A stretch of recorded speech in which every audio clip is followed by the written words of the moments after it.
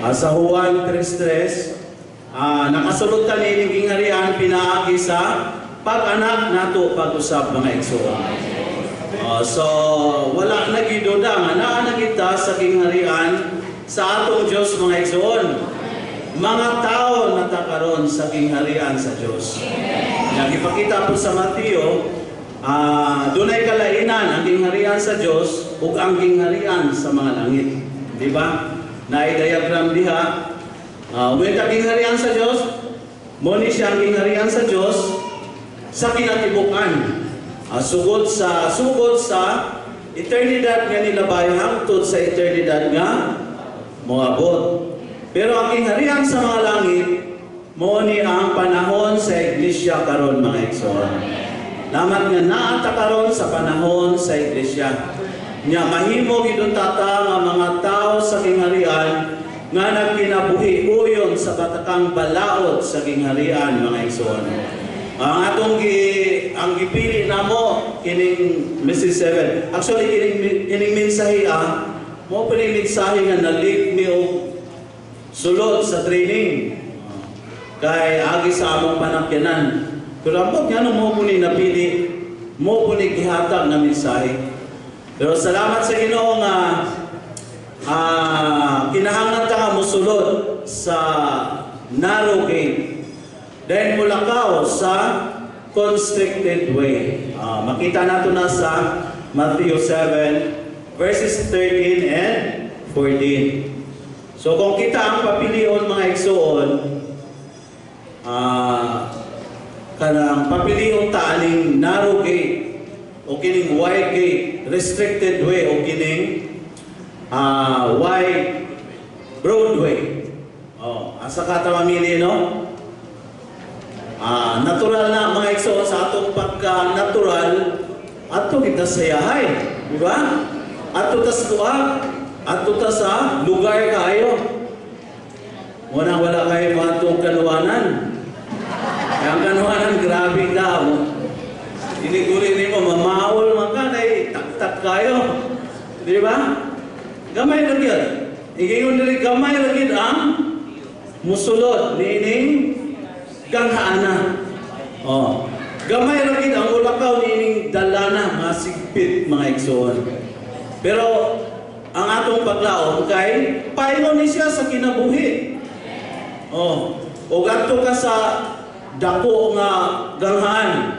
Then luwag na dalan, paingon ni siya sa destruction. Paingon sa kapilihan. Paingon sa pagkadaot. Salamat nga murag ko malipay ta salamat na ata sa nakasulutan nining narrow gate. Salamat nga naglakaw ta nining constricted way. Naay mga dong nato maglibog, no? Di ba? Ang nangalipay mo sila narrow and constricted. Pero nasayot ka mga igsoon. Nga kini di ay nga ganghaan, kini nga dalan, ngadto di ay sa kinabuhi. Amen. Mo ni siya atong buhing paglaom. Kung pangutanon nato or i-assess nato ang atong kasinatian, naglakaw ba kita nining constricted way or nining limitado nga dala, ningaw itong igsoon. Tibuok na ito nga journey, limitado. Tibuok na ito nga journey, di kita kasinati o kahayahay mga igsoon. Kay constricted way God. Unang kamay lang yun ang nipili ani. Gamay lang yun ang nilakaw ani mga igsoon. O basin kita po, no? Nayosay may kita kadig na ko. Anang kapoy man. Lisod ba na, madung ka na ito nga, nabautismuhan. Makaagi og mga paglutos, ay, di na ko. Sa una nga, wala ko mabautismuhin ninyo, hayaan mo lang akong kinabuhi. Anong karoon, nanahin mo ang Kristohano, nagkalisod-lisod naman inoon ko. Naba yung nana ang kasinatihan mga igsoon? Nahin yung nana. So, dinig yun, sayon, na igsoon sa una, nakauban ako ng ka-fellowship, ingon siya. Kini akong pagtuog na, dili na ako ni Padakon. Kay, kung Padakon ko no ang iyang pagtuog, dako po kuno ang pagsulay na iyang masinatian. No. Unang ang katong igsoon na talagsa gibudigo. Kayo sige sa tigo, manlog sa muna ko yung pagtuo. Kayo muna ko yung pagtuo, muna ko muna yang pagsulay. So, pero masayot ta mga igsoon. Maangguhan ta nga, wala nang itay lusot. Oh, wala nang itay. Oh, naanang ang taning dala na. Busa, mulakaw na lang kita mga igsoon. Amen. So, na yung mga igsoon nga mapakyas, mubangon, mapapa, mamapa, di ba? Dahil mo padayon ining dala na mga igsoon. Anyway, doon na tayo paglaom sa unahan. Mauning kinabuhi mga igsoon. Amen. So nagkinahanglan siya og exercise. Nagkinahanglan siya og pagpansay. O ingon sa atong igsoon, aron ta makalakaw niining dala nga piot sigpit, kinahanglan nga mahimot ang mga tao sa kingharian nga makabaton sa kinaiyahan sa kingharian. Mga tao nga dunay kinaiyahan sa kingharian.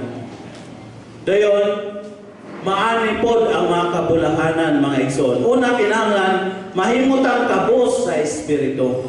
Amen. Una mahimot ang kabos sa espiritu mga igsoon. Unsa man ang kabos sa espiritu? Ingon dito nga ang pagkakabos sa footnote, ang pagkakabos sa espiritu dili lang ka ng humble or magpaubos, kundi mahimot ang empty, mahimot ang basiyo mga igsoon. Tingali sa pagkadungog nato nga ang general subject sa itero, crucial aspects of Matthew 5 through 7. Maingon siguro tayo, hibalo naman ko na, di ba? Bisan ako gani, murag kabisado naman na kay bata pa. Murag kumon, balik-balikon. So, kung inuna ang ato ang ining panguna-una, subuot pasabot dili ita kabos sa espiritu. Oh. So, ang pagkakabos sa espiritu kanang basiyo, nangandoy sa pag-o nga pagpamulong sa atong Ginoo. Oh, so salamat sa Ginoo nga ingon hindi gid ta mga igsoon. Dahil kung kabos ang atong espiritu, unsa may kabulahanan nga atong maangkon. Amen. Maato ang gingharian sa mga langit. Amen. So bulahan ang kabos sa espiritu kay ilaha ang gingharian sa mga langit. Sumode na kabulahanan mga igsoon. Pero kung arrogante ta, pero kung proud ta mga igsoon, sigurado ang Ginoo di gyud makabuhat ngan hinato. Oh, balik-balik na kita sa unsay atong nahibawan. Walay bagong pagpamulong nga madawat nato sa Ginoo. O walay bagong pagpamulong nga madawat nato, wala ko'y bagong pagpamulong ha. Mapaambit nato sa mga igsoon. Busa sa atong kaugalingon lisod mga igsoon. Lisod nga mahimot ang kabos sa atong espiritu. Ang makahimo ani ang Ginoo ra gyud mga igsoon. Lamat nga ang kinabuhi sa Ginoo niya na nato. Then ang kinaiya sa Ginoo niya na pud nato mga igsoon. Kay mga masikaw malambit man ta sa kinaiya sa atong Ginoo. Sa dihang mapahimos na nato ang Ginoo, mausa ta sa atong Ginoo. Oy, di na lang nato mahibalaan nga nahimo pong kabos ang atong espiritu. Dahil makadawat ta sa sangkap sa atong Ginoo mga igsoon. Dahil ikaduha mahimo ta nga morning or mahimo ta mournful kanang nagbangutan, nagmasulupon sa panak. Naguol, no? Nagpangutan. Bulahan ang nagpangutan kay unsa man? Lipayon sila mga igsoon. Amen. So, mga tao gidon tata nga nagpangutan. Ngano? Unsa mga paagi or ngano kinahanglan na ta magpangutan or sa unsa man nga sitwasyon ta magpangutan mga igsoon. Nagpangutan mo ta kay kanang looy kahit kahimtang, no? O looy kahit kahimtang, nga naman ni Ginoo nga Kanimuban hayahay man. Kami gilisod-lisod man. Na mga inana ba? Mao ba na ipagbangutan mga igsoon? Dili di ay. Kining magbangutan ta sa atong kahimtang. Magbangutan ta nga Ginoo. Kulang pagid kay ko nimo. Gamay pagid niya kinabuhi nga naa nako. Kung makita nato ang mga igsoon, magbangutan ta kay ano man? Ang mga igsoon pareha nato. Gamay pa pud ang Ginoo nga nasa ilaang sulod. Dayon sa padyod, magbangutan ta tungod sa sitwasyon ining kalibutan. Ingon ang atong igsoon, si Brother Minoro, ang atong panahon karon duol na gid kaayo. So ang mga problema bisan asa nga nasod sa kalibutan nagakadako ang problema. Bisan lang gani tanaw nato sa Pilipinas, no? Grabe problema, politika, kalamidad, di ba? Brother Gino, na-anxiety siya, nabalaka siya kay naiinom, di ba?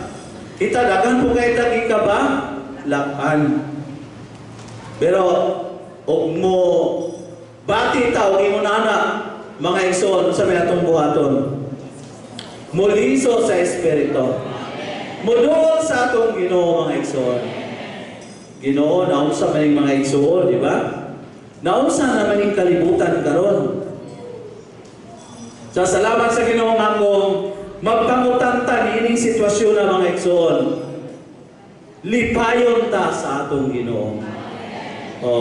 Bisag dili pa lang maabot ng panahon ng mga igsoon, masinatian nato ang paglipay sa atong Ginoo. Wala naging kasulbaran, yun ang atong igsoon, sa kahimtang niining kalibutan karon. Ang solusyon ra gyud mao ra gyud ang pagbalik sa atong Ginoo. So the more kuno ta nga magbangutan, the more ta nga muduol sa atong Ginoo. Then the more ta nga muduol sa atong Ginoo, the more ta nga madugang ang Diyos ng elemento sa Ginoongan inato mga igsoon. So mga tao ginunta ta nga nagbangutan sa atong sitwasyon, sa sitwasyon sa mga igsoon sa iglesia o sa sitwasyon ining panahon na karon mga igsoon. Nga ang Ginoo makabuhat yun. Amen. Then usa pa, mahimutang pure in heart. Mahimong putli ang atong kasing-kasing mga igsoon. Bulahan ang putli o kasing-kasing kay makakita sila sa Diyos. Amen. Makakita sila sa Diyos.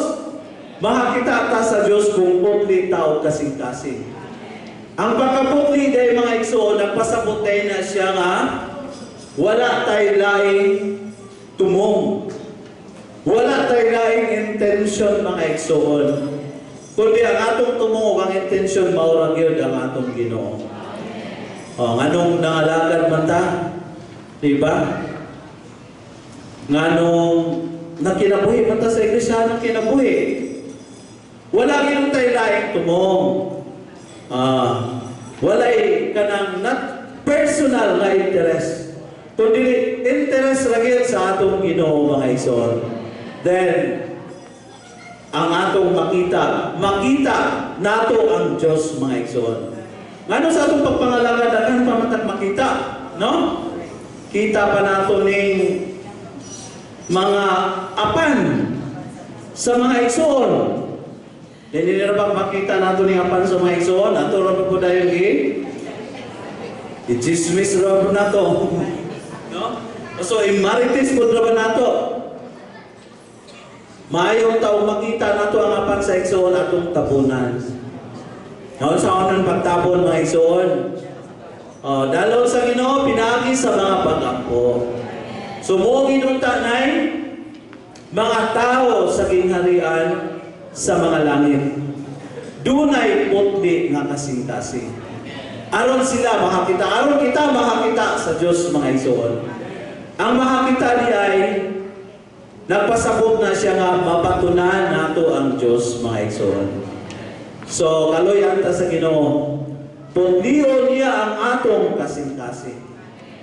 Dayon, usa pa mga igsoon nga kinaiyahan sa mga tao sa kingharian sa mga langit, kining mahimot ang mga maluluyon mga igsoon. Mulahan ang mga maluluyon kay ansaman kaluyan sila. Amen. Kung maluluyon ta sa mga igsoon, kaluyan po ta sa atong Ginoo pag-abot sa judgment seat mga igsoon.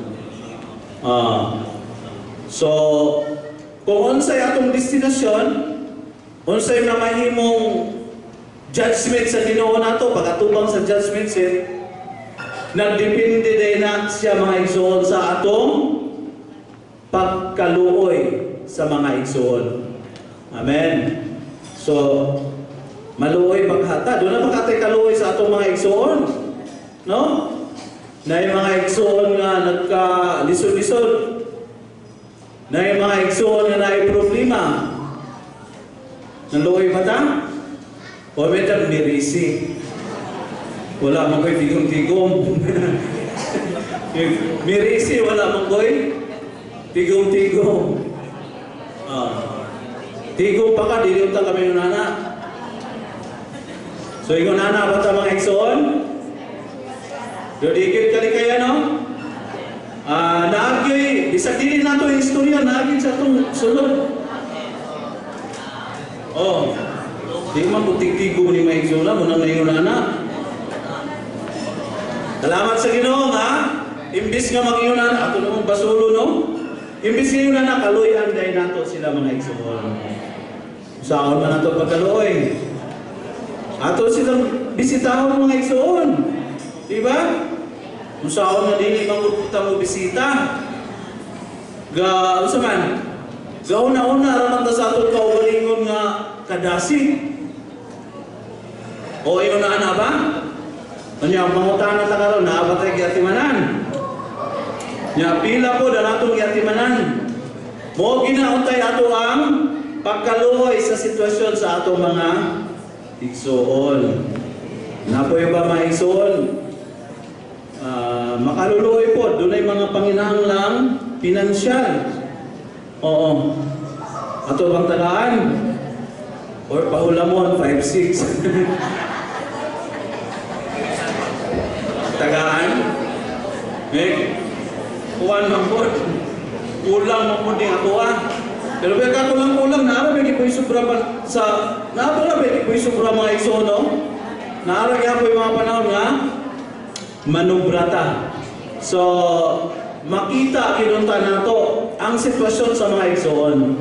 Then, mubuhata. Of course, dili sa atong natural na kahimuan. Kundi ang atong pagbuhat sumala sa Ginoo, sa kinabuhi nga naa nato mga igsoon. Then bulahan ang gigutom o giuhaw sa pagkamatarong kay sila pagkamuskol. So mo to siya yung mga kinaiyahan sa katawhan sa kingharian sa Dios ug mao po'y kabulahanan mga igsoon. So kung doon na kuno tayo na nga kinaiyahan, makasulod ta nining narrowing o makalakaw ta nining constricted way. So walay shortcut. Walay shortcut sa Iglesia kinabuhi. Nga mosulod ka diretso anang gamay nga pultahan o mulakaw ka ng sigpit nga agyanan. Kung wala nimo mabansay kadto nga mga kinaiyahan sa katawan sa kingharian, lisod mga igsoon. Munang daghang mga reklamo, nayuban mubalik dahil dayo na kayo nagbalikan, duol na kayo ito ilang badungan. Sayang. So, salamat sa Ginoo nga kinidili nato mahimo sa atong kaugalingon. Ang makahimo niini kinilang yung kinabuhi o kinaiyangan na naa sa atong sulod mga igsoon.